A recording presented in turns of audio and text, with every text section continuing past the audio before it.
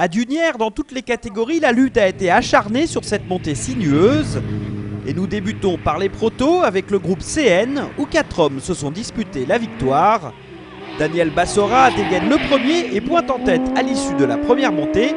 Mais il commet une erreur lors de sa deuxième tentative. Ainsi, Alain Castellana prend le commandement. Il devance alors Franck Canata.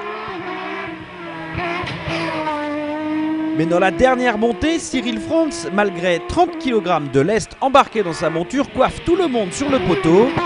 Cyril Franz l'emporte devant Alain Castellana et Franck Canata.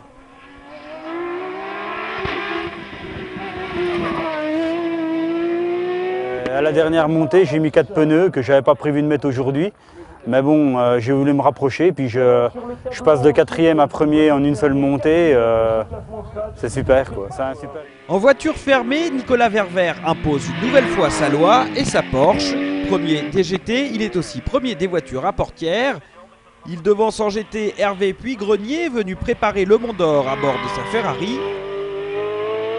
Mais en pointant deuxième entre les deux GT au classement des voitures fermées, Francis Dozière s'illustre une nouvelle fois.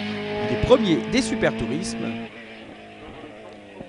Et le Dia 4 de Daniel Roudet est donc 4e des voitures fermées et 2e des Super Tourismes. En GT de série, dès la première montée, Dominique Vuillaume creuse l'écart. En revanche, derrière lui, André Millet doit s'employer pour venir s'emparer de la deuxième place.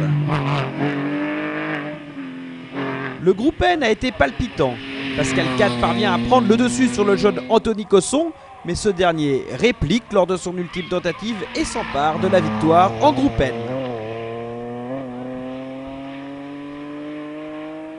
Enfin, en groupe F, difficile de départager les CG 1600 de Bresse et Januel, mais par un cardan défaillant, ce dernier laisse la victoire à Frédéric Bresse.